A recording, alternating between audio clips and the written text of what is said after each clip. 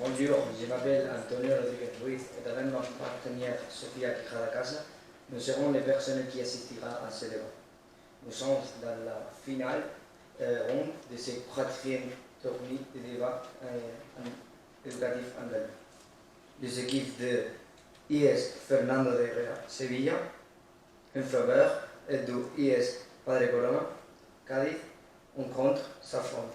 Le jury de ce débat sera composé de Cristina Almagro, Beatriz Magliotti, Sonia Bueno, Irene González, Anaïs Rousse, Raphaël Gant et Béatrice Tamayo, qui sera le juge principal. Elle rappelle que la question à débattre est la suivante. L'utilisation généralisée de l'intelligence artificielle améliorera dès le développement. Le chronomètre sera déclenché au premier mot de chaque intervenant. Nous indiquerons quand il reste un minute un certain nombre de levées, 30 secondes en levant le deux points fermés, et quand il reste 10 secondes, nous compterons à revoir avec nos doigts. Si l'orateur n'a pas l'équipe après vous, si l'une d'entre elles lève la main pour poser une question, le personnel situé à côté de l'auditoire lèvera la main. Veuillez mettre vos téléphones portables en mode silencieux, le débat commence.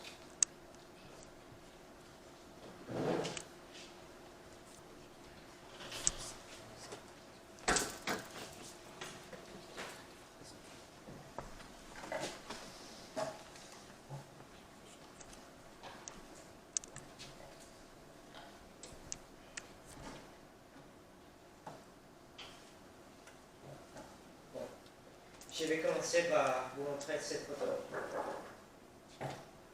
Elle est Sarah Watson, est docteur, biologue et ontologue de l'Institut Curie qui, en 2020, a été capable de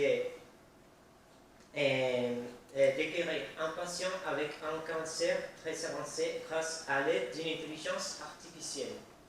Et cependant, dans cette histoire, Sarah avait aussi une équipe de médecins traditionnels qui avaient essayé de localiser le cancer, mais elles n'ont pu pas le localiser et pas du tout le guérir.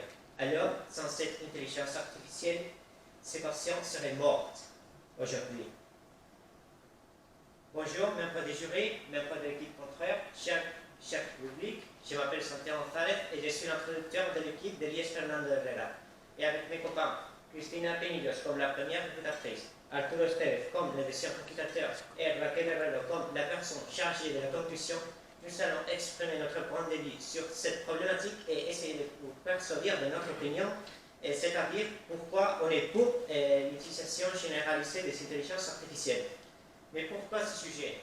Eh bien, les intelligences artificielles sont très présentes dans notre monde, et c'est un fait. Et à cause de ça, on a une claire division de personnes qui ont des différentes opinions. Quelqu'un pense que les intelligences artificielles vont remplacer tous les travaux. Aujourd'hui, quelqu'un pense qu'elles vont faire un monde meilleur.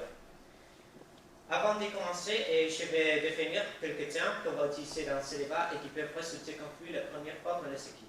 Premièrement, intelligence artificielle. Ce sont des programmes informatiques qui peuvent réaliser des opérations ou raisonnements pareils à la pensée humaine. Sont caractérisés par prévenir des problèmes, agir avec précision, nous aider à prendre des décisions, nous tenir compagnie et finalement, mais pas l'aspect le moins important, nous assister à aider dans notre vie de tous les jours. Généraliser, c'est donner un caractère général à quelque chose ou normaliser cette chose. Et finalement, améliorer la vie humaine, c'est augmenter qualité, capacité, le niveau d'une personne et de tous les humains de toute la planète et trouver le bonheur pour l'humanité. Nous prendrons les points de vue pour, c'est-à-dire nous croyons que l'utilisation généralisée des IA ferait de ce monde un monde meilleur. Et pour soutenir notre opinion, on va utiliser ces trois arguments. Premièrement, actualité. Elle est ici maintenant. Nous devons en tirer profit. Deuxièmement, avantage pour les individus. Les intelligences artificielles ont une capacité supérieure pour solutionner la plupart des problèmes des êtres humains. Troisièmement, avantage collectif. Les intelligences artificielles peuvent nous aider à réaliser les 17 objectifs de développement durable des Nations Unies. Maintenant, je laisse la parole à l'équipe contraire. Merci pour votre attention.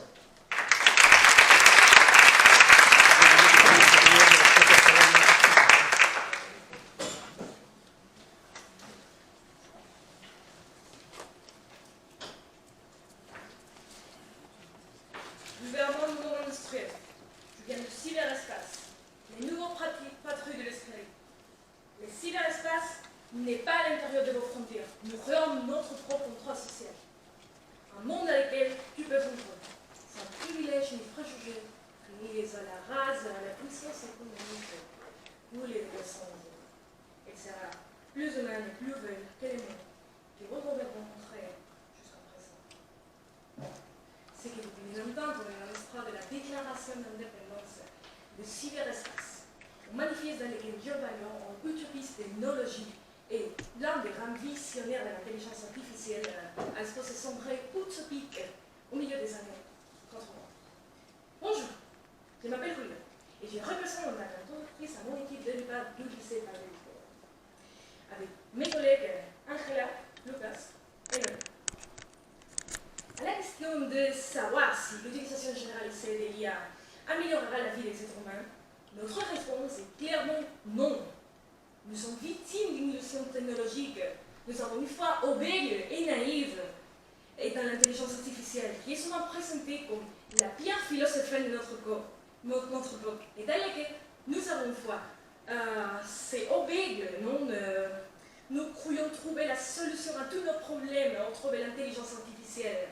Une utilisation généralisée de l'IA non seulement n'améliorerait pas la vie des êtres humains, mais encore contribuerait à une détérioration de la vie humaine au niveau individuel, social et politique. Pour démontrer notre position, nous nous appuyerons sur 3 éléments. L'argument des algorithmes, de morale civique et de la perte de liberté. Tout d'abord, l'intelligence artificielle consiste en l'utilisation d'algorithmes, qui sont des modèles mathématiques appliqués à des données, et conduisant à des résultats finaux. Toutefois, les modèles mathématiques ne sont pas neutres. Deuxièmement, nous s'appuierons sur l'argument de la minorité de l'humanité.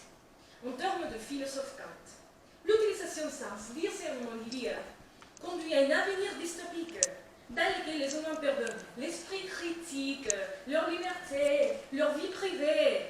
La confiance aveugle dans l'IA conduit à une croissance perezosa qui laisse notre vie en bas des algorithmes opaques. Troisièmement, nous utiliserons l'argument de la menace à la démocratie, qu'on les trouvera Lucas. Les intérêts des grandes entreprises qui contrôlent leur big data ne coïncident pas avec les intérêts des valeurs de la démocratie et des droits de l'homme. C'est à nous de faire en sorte que l'intelligence artificielle ne devienne pas un futur dystopique. Nous devons prendre le contrôle de nos vies et l'intelligence de nos vies et ne pas laisser guider par une confiance aveugle et limitée de la technologie.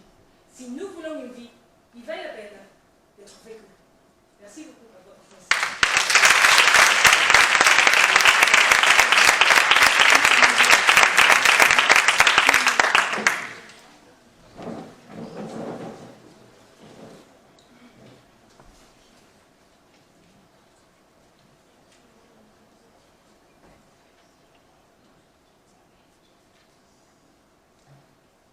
Bonjour à tous, membres du jury, membres de l'équipe contraire et chers collègues. Aujourd'hui, on est pour l'utilisation généralisée de l'intelligence artificielle. Premièrement, je vais vous répondre à quelque chose que vous avez dit dans votre introduction. Vous avez dit qu'on ne peut pas être aveugle et que l'IA n'est pas une solution à tous nos problèmes. Et c'est vrai. Elle n'est pas la solution à tous nos problèmes, mais c'est un outil duquel on doit s'en profiter pour améliorer ce problème. En plus, vous savez utiliser l'éthique de Kant. L'éthique de Kant est une éthique formelle qui ne regarde pas le contenu. On ne propose pas ça. On propose une éthique basée dans la réalité. Et c'est ça de quoi on parle. La réalité. Pas une dystopie dans l'année 80. Non. Mais ici, maintenant. Et c'est avec ça qu'on va répondre à cette question. Moi, je vais vous poser 2 arguments. L'argument d'actualité et l'argument économique. En premier lieu, l'actualité. Il y a des années, l'intelligence artificielle n'était qu'un rêve. Un rêve de quelques informaticiens. Mais maintenant, elle est ici. Elle est avec nous. On l'utilise. Elle est dans les algorithmes, les réseaux sociaux. Elle est dans ChatGPT, dans la D2, etc. Beaucoup des applications. Et on pense que si on prend les actions correctes maintenant, on peut arriver à un futur contrôlé. Un futur qui va améliorer notre vie. D'accord? Un algorithme, ce sont des mathématiques. Oui, un algorithme, ce sont des mathématiques. Ce sont des systèmes mathématiques intégrés dans les machines. Donc, Si on prend les actions correctement, on va améliorer notre futur. Il y a une relation cause-effet qu'on ne peut pas nier. Et c'est vrai, on est des humains, il y a des erreurs, et il y a des personnes avec des mauvaises volontés. Mais en même temps, si on met des systèmes de révision méticuleux, on peut éradiquer toutes les erreurs et tous les problèmes avant qu'ils deviennent réels. Pourquoi? Parce qu'il y a des groupes d'experts qui vont s'orienter tout seuls. Et en ce qui concerne les mauvaises volontés des gens, on peut faire des législations éthiquement correctes qui vont solventer ces problèmes. Et c'est l'exemple de cet article publié dans le web des Nations Unies. Le monde a besoin de règles pour que l'intelligence artificielle profite à l'humanité. Et la recommandation sur le DELIA, c'est un document, est une réponse forte, a déclaré la directrice générale de l'UNESCO. En plus, on doit accepter et intégrer cet outil dans notre économie, parce que si on ne le fait pas, il y aura des pays qui vont le faire et ils n'en feront la compétence. On ne peut pas rester en arrière. On doit continuer à progresser avec le monde. En deuxième lieu, on doit parler des avantages de l'individu, avantages qui vont être dans toutes nos vies.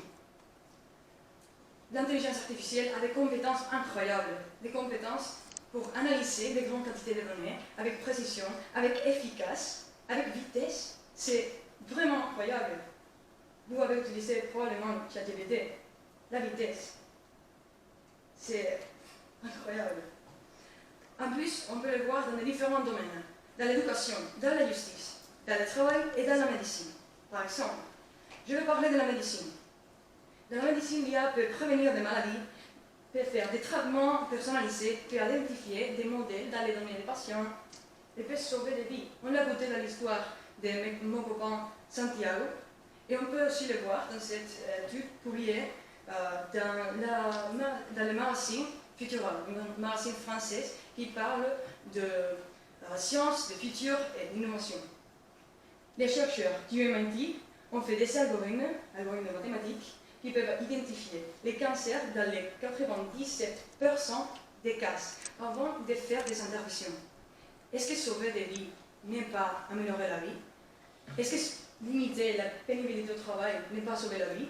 Est-ce que faire une éducation personnalisée n'est pas améliorer la vie? Ils sont des avantages, ils sont ici. On doit les accepter, les intégrer, s'en profiter. Merci beaucoup.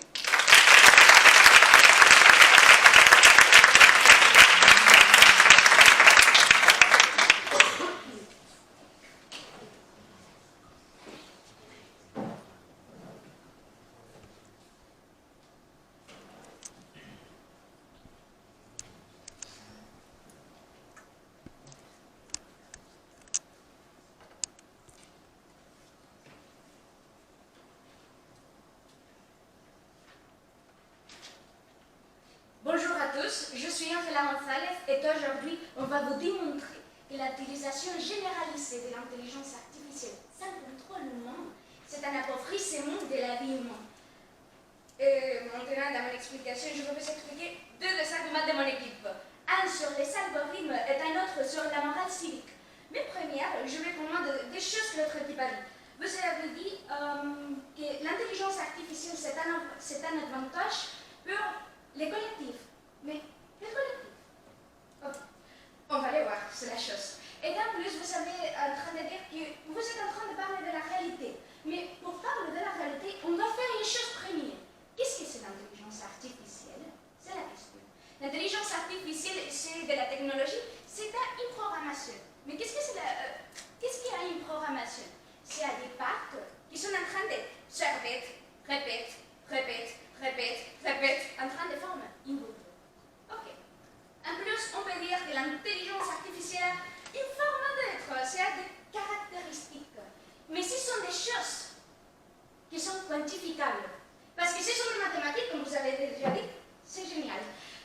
Donc, si ce sont des choses quantificables, ce sont des mathématiques, on est en train de parler des algorithmes qui sont en train de former des modèles mathématiques, comment on va nous implémenter à une intelligence artificielle des choses aussi grandes comme la justice, les bien et les mal? C'est la question. Donc, voulons-nous réellement un vie sans justice? C'est la question ici. En plus, la chose ici est que l'intelligence artificielle a des opinions. Mais comment est-ce que c'est ça? L'intelligence artificielle a les mêmes opinions que ses programmateurs. Donc, on est en train de dire que c'est mieux. Ok?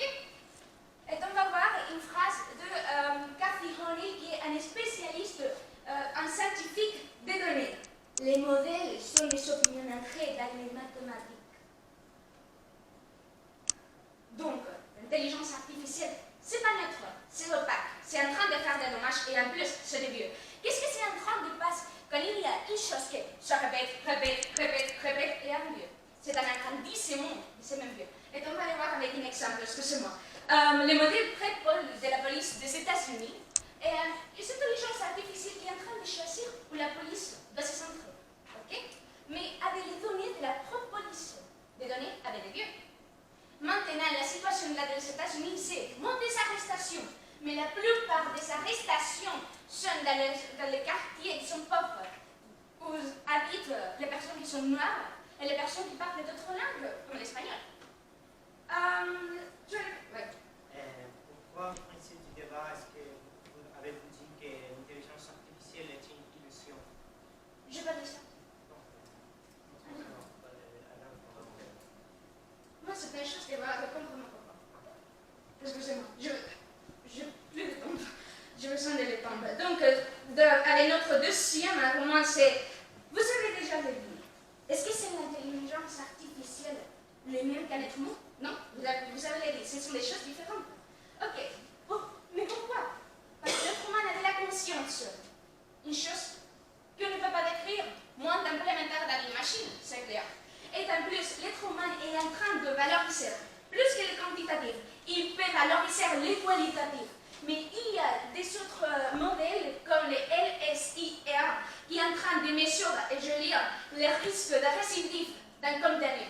Monsieur et madame, il est réellement juste qu'une machine qui peut valoriser plus que les mathématiques, c'est en train de choisir comment va être la vie d'une personne. Voilà, merci beaucoup pour votre attention.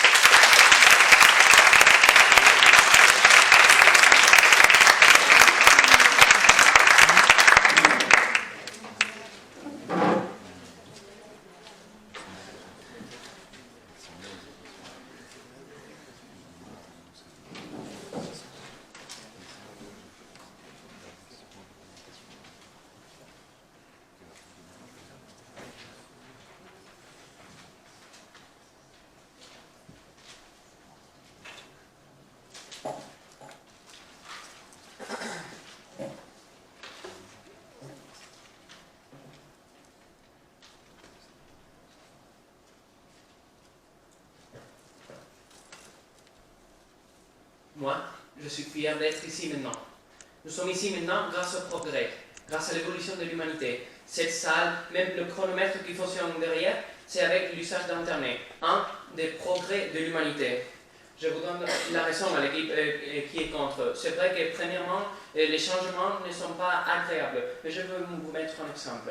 La révolution industrielle au 19e siècle, les personnes avaient peur, les ouvriers, étaient remplacés par les machines pour faire des travaux manuels. Mais au fur et à mesure qu'ils ont regardé que les machines s'introduisaient au système, ils ont aperçu que le nombre de décédés dans le travail baissait. Il n'était plus nécessaire des travaux qui avaient besoin d'un très grand effort physique ou qui avaient un risque pour la santé. Qu'est-ce que je veux dire avec ça? Nous sommes maintenant dans notre révolution industrielle. Ce n'est pas nouveau. Madame, Messieurs, c'est le commencement d'une nouvelle ère. Bonjour, je m'appelle Arthur Estevez et je suis le deuxième réfutateur de l'équipe contre. Nous devrions être impatients pour appliquer cette technologie qu'on a développée. Nous avons développé l'intelligence artificielle. Il n'a pas été un cadeau tombé du ciel. C'est avec l'intelligence humaine qui a été développée. Bill Gates, tout le monde vous connaissez Bill Gates, il a publié un Internet accessible pour tous, une lettre qu'il a nommée l'âge des intelligences artificielles a commencé. Et il a dit, et je cite textuellement, je réfléchis beaucoup sur comment les IA peuvent réduire quelques-unes des pires inégalités humaines. Pourquoi? Parce que c'est un des principaux responsables du grand changement du XXe siècle avec l'introduction d'Internet, les confiances sociales. Et pourquoi? Pas seulement, comme Christine a dit, des avantages individuels, mais il aussi pense qu'il y a des avantages santé, éducation, économie, beaucoup plein d'aspects. Je veux nuancer éducation. Par exemple, pensez-vous un système éducatif comme on vit avec les IA, il n'est plus nécessaire de mémoriser des tonnes d'informations. Maintenant, le système éducatif peut évoluer pour d'autres façons. Il peut développer la pensée critique, le travail en équipe, promouvoir plus ce type de débat, au lieu de mémoriser le fait des rédactions nulles. Ça serait un des grands avantages. Mais il y a d'autres. Par exemple, les objectifs de l'Union des Nations Unies et l'agenda 2030, des objectifs de 2016, comme finir avec la faim dans le monde et employer des énergies renouvelables. Est-ce que vous pensez que l'accès aux données, c'est la même chose que la connaissance? Tu peux répéter la question? Si vous pensez que l'accès aux données, au plus de données, c'est la même chose que la connaissance, l'accès aux connaissances. Les intelligences artificielles vont être programmées et faites pour travailler avec des données. Les intelligences comme celles, maintenant, elles ne connaissent pas. Elles travaillent avec des données, avec ceux qui ont été programmés. Et en continuant avec ce que je disais, l'agenda 2030, comment on peut améliorer les intelligences artificielles? Parce que ce n'est pas une chose que, oh bon, ce serait une bonne chose de l'utiliser. Non, c'est nécessaire. Maintenant, nous semble impossible. Mais avec les intelligences artificielles, il y aurait des améliorations en industrie, amélioration dans l'énergie et études, amélioration dans la santé, amélioration dans l'assurance, amélioration dans le secteur public et de le transport. Et une autre fois, je répète, je vous comprends que vous avez peur. C'est vrai que les changements, en première instance, font peur. Moi-même, dans ma vie, quelques tout petits changements me font peur. Mais vous devez penser par exemple le vaccin, une des meilleures inventions de l'humanité. Avant, et maintenant, ça consiste à introduire le virus qui peut te tuer dans ton corps. Donc, qui voudrait avoir le virus qui avait la capacité de te tuer? Mais combien de vies se sont sauvées avant avec cette invention et combien de vies continueront à se sauver dans le futur? Merci beaucoup.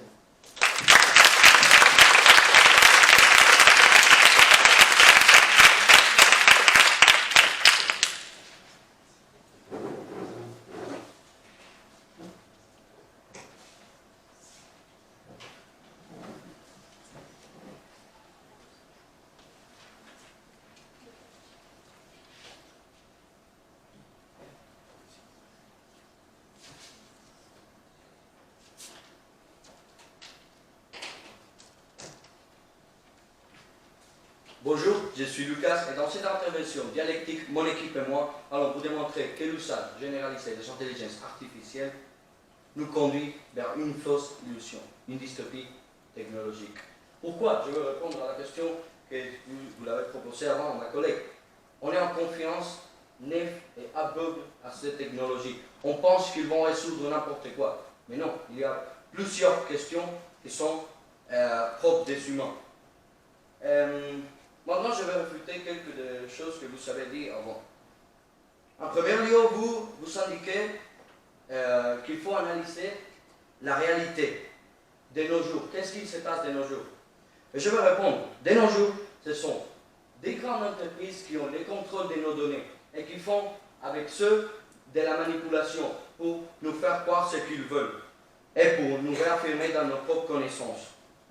Alors, vous avez mis aussi l'exemple de Bill Gates. Est-ce que Bill Gates est la personne la plus représentative du collectif général, du généralisé? Ça nous dit que pas tout le monde a l'accès à ces intelligences artificielles. Ce sont les grandes entreprises qui peuvent nous manipuler à la voie qu'ils veulent. D'un autre côté. Oui.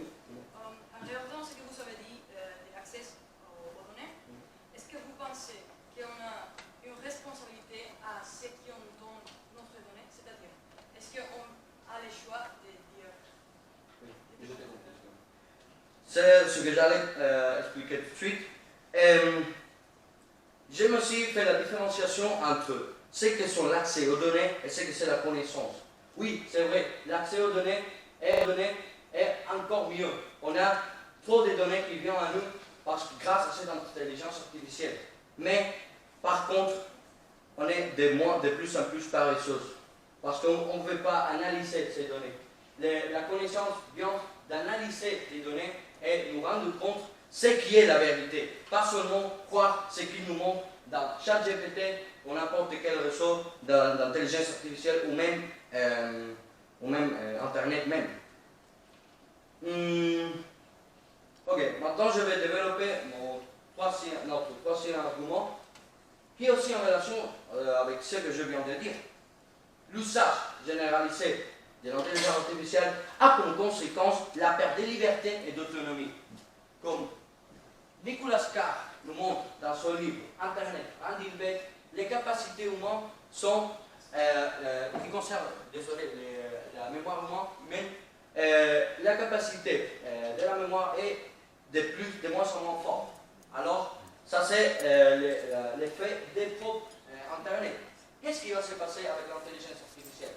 Ça va être encore pire. Pourquoi? Parce que, par exemple, comme les psychologues nous indiquent, il y a un processus appelé le téléchargement cognitif, dans lequel on va passer nos données personnelles et nos informations de notre cerveau aux intelligences artificielles.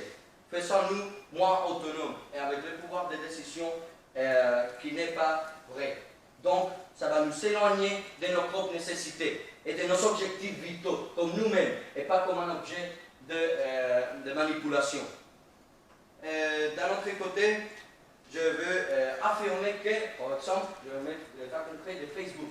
Facebook, grâce à nos données, il a un grand pouvoir de manipulation.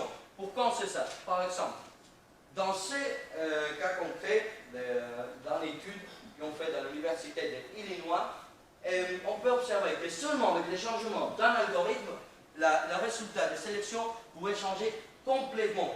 Alors, d'un autre côté, ils cherchent aussi les profits économiques. Ils veulent de l'argent. Les sommes politiques qui sont dans les gouvernements vont profiter de cela pour être des puissants groupes de pression. Par exemple, via des grandes donations au système politique. Merci beaucoup.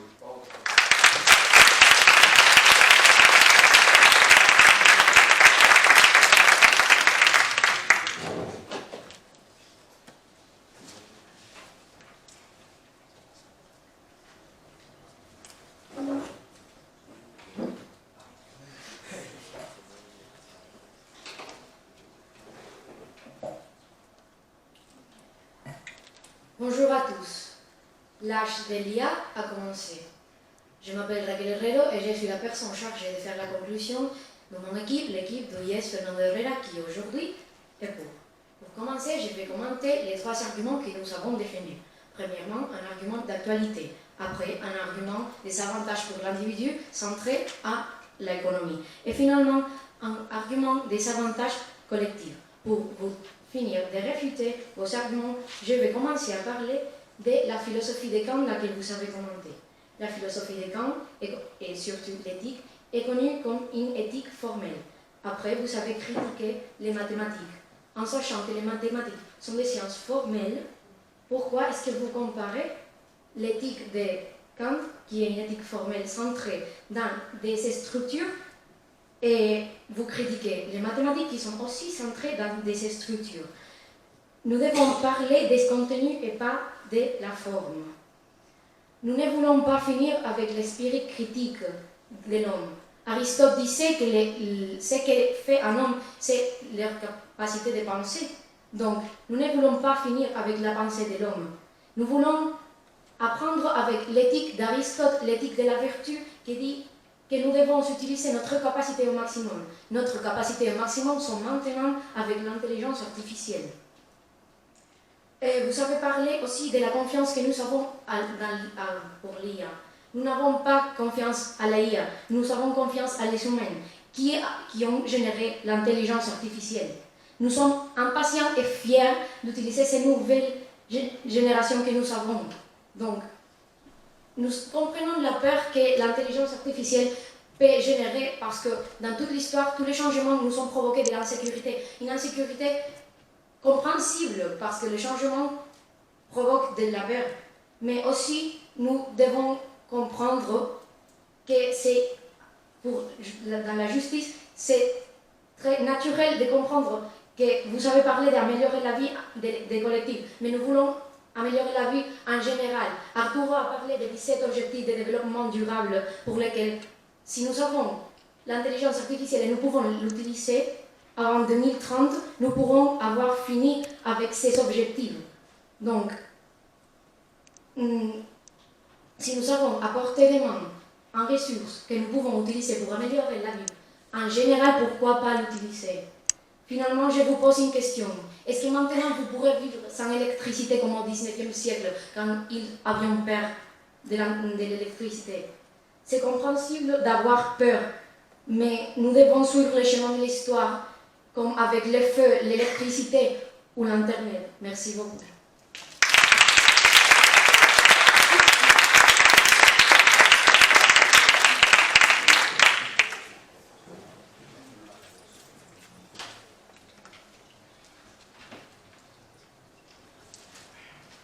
Bonjour, je m'appelle Renata Leila et je suis chargée de la conclusion de ce débat en représentation du lycée Paris-Louis Colomb. Tout d'abord, j'aimerais remercier le jury et le public d'être présents ici aujourd'hui, mais particulièrement l'équipe adverse. Santiago, Cristina, Arturo, Raquel, merci beaucoup pour vos contributions. Vous avez fait une débat trop intéressant, ça a été un honneur de débattre avec vous dans ce débat. Néanmoins, mes camarades ont clairement prouvé que nous ne sommes pas sur la même longueur d'onde. Tout au long du débat, nous sommes allés au cœur du sujet de l'utilisation généralisée et indiscriminée des intelligences artificielles comme une manière d'améliorer la vie humaine. Maintenant, je vais résumer un peu ce qui s'est passé dans le débat. On a eu un petit conflit avec les concepts réalité. Selon le dictionnaire Larousse, réalité est ce qui existe en fait. Une chose réelle. On ne peut pas néguer que l'intelligence artificielle est une réalité. C'est un fait qui est présent dans notre société. Néanmoins, il y a une autre réalité. Et c'est que les intelligences artificielles n'ont pas la capacité de solutionner tous nos problèmes. Et je sais que vous n'avez pas dit ça, mais il faut les remarquer. Bon, dans votre argumentation, vous avez dit que les arguments peuvent être mieux pour la recherche d'informations. Oui, c'est vrai, mais ces arguments, ces algorithmes passent des systèmes de révision, comme vous savez. Mais qui sont ces experts qui révisent ces algorithmes? Ce sont des humains, des êtres humains. Et l'intelligence humaine a des biais. Ils sont innégables. Et ces biais ne sont pas supprimés par les intelligences artificielles, ils sont seulement déguisés. Avant, vous avez parlé du bonheur de l'intelligence artificielle comme une manière d'obtenir plusieurs données. Oui, c'est vrai, on ne doit pas mémoriser non plus, mais c'est le téléchargement cognitif. Il faut penser, réfléchir, c'est donc nous vendons bête, par reçu. On n'arrivera pas à la vraie connaissance si on ne pense, si on ne réfléchit. Aussi, quand vous avez parlé de Kant, oui, c'est vrai, on a utilisé l'argument de la minorité kantienne. Mais c'est lié à la révolution industrielle. On a gagné de liberté dans ces temps que maintenant on est en train de perdre. C'est aussi une réalité et c'est une chose qui s'est passée dans le passé. Aussi, vous avez dit qu'on a critiqué les mathématiques. Mais ça n'a pas passé. On n'a pas critiqué les mathématiques. On a fait la différence entre les choses objectives, subjectives, quantitatives et qualitatives. C'est une chose trop importante. Bon, il faut qu'on évite ces situations à laquelle nous allons par tous les moyens. Car comme le dit Goya, les règles de la raison aujourd'hui démontrent. Merci beaucoup pour m'avoir écouté.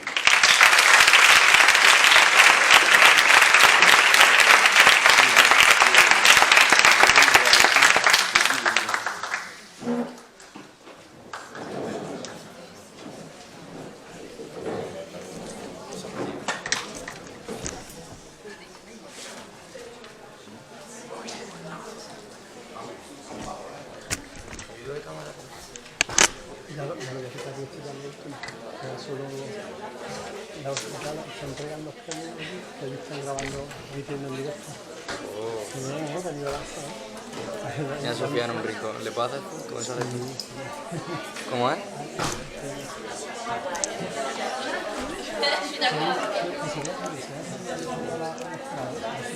Ahí. Ok.